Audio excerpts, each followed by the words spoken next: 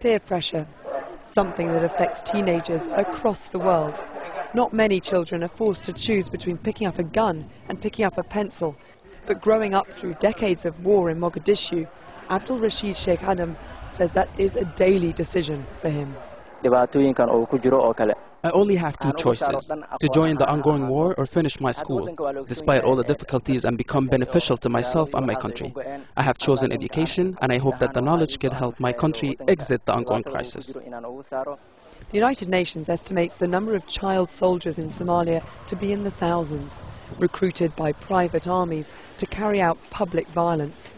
Abdul Rashid has chosen to join this private army of students paying for their education across Somalia.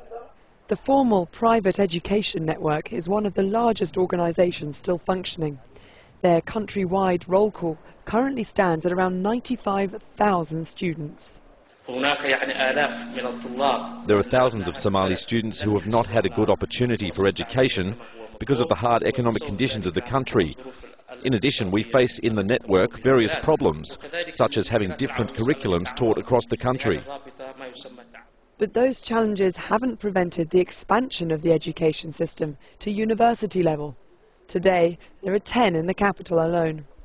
The University of Somalia was established by expat Somalis who decided to come back and help the country. I was hesitant about returning to Somalia, but I decided to stay and to help educate the new generations. And the security problems in Somalia should not prevent us from teaching to the international standard.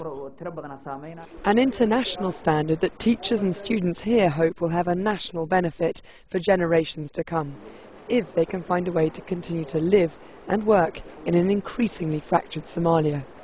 Rosie Garthwaite, Al Jazeera.